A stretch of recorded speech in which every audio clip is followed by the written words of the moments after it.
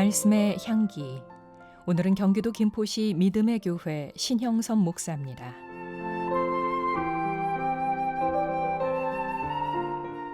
축구 경기에 참으로 안타까운 일이 있었죠. 가장 뼈아픈 실수가 있는데 그것은 자살골이라는 것입니다.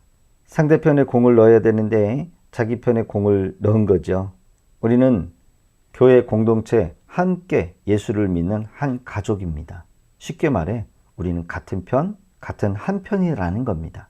그런데 신앙생활에 있어서 가장 위험한 것은 우리가 같은 편이라는 것을 잊고 우리끼리 싸워 팀을 곤란하게 만드는 일입니다. 우리가 싸워야 될 대상이 누구입니까? 가족입니까? 옆에 있는 지체일까요? 대적해야 될 대상이 나를 위해 기도하고 생명의 말씀을 전하는 목회자나 앞에서 일하는 자들일까요? 우리가 싸워야 될 대상이 여러분 악한 마귀의 세력입니다. 우리 내면의 죄와의 싸움입니다.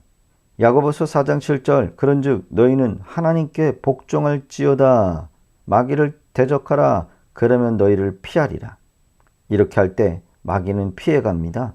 마귀가 주는 시험을 능히 이길 것이라고 하나님께서 약속하셨습니다. 사랑하는 성도 여러분, 같은 편끼리 판단하고 정죄하는 것은 그릇된 것입니다. 우리가 해야 할 것은 서로의 연약한 부분을 위해서 기도해야 합니다. 성도는 목사를 위해 기도하고 목사는 연약한 성도를 위해 기도해야 합니다. 더 나아가 모두가 연약하기에 사랑으로 허물을 덮어야 돼요. 용서해야 합니다.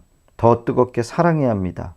그것을 기억해야 합니다. 우리가 싸울 것은 눈에 보이지 않는 죄와의 싸움, 사탄 마귀와의 싸움이라는 사실입니다. 오직 우리가 힘쓰고 애써야 할 것은 하나님 편에 서기에 힘써야 한다는 겁니다.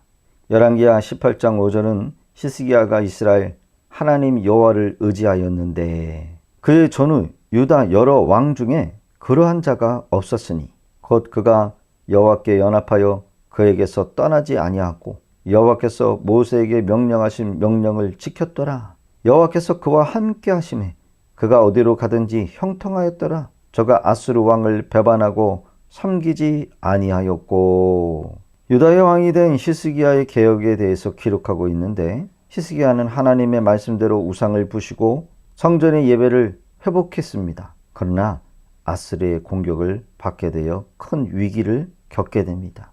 열왕기하 18장 9절에 히스기야 왕 제4년 곧 이스라엘 왕 엘라의 아들 호세아 제7년에 아수르의 왕 살만에셀이 사마리아로 올라와 에워쌌더라. 히스기야 왕은 이사야 선지자에게 사신을 보내어 기도의 요청을 합니다. 자신의 방백과 제사장과 함께 성전에 올라와 기도합니다. 이때 이사야 선지자는 이 전쟁을 통하여 하나님께서 간섭하시고 아수르의 군대와 왕은 하나님께서 심판하실 것이다라고 응답을 줍니다. 결국 아수르 18만 5천 명은 하나님께서 보내신 천사로 말미암아 하루아침에 송장이 됩니다.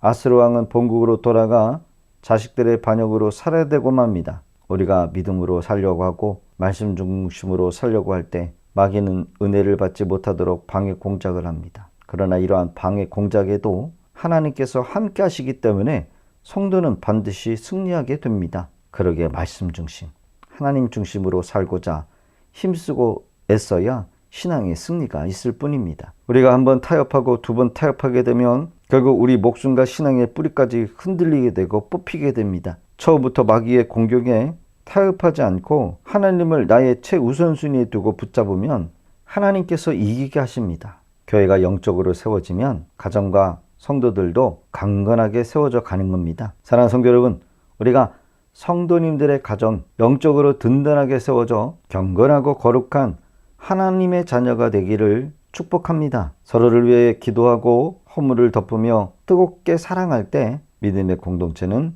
든든히 세워져 갈 것입니다. 축복전에 오는 마귀의 공격을 반드시 이겨내는 복된 성도님들 되시기 바랍니다.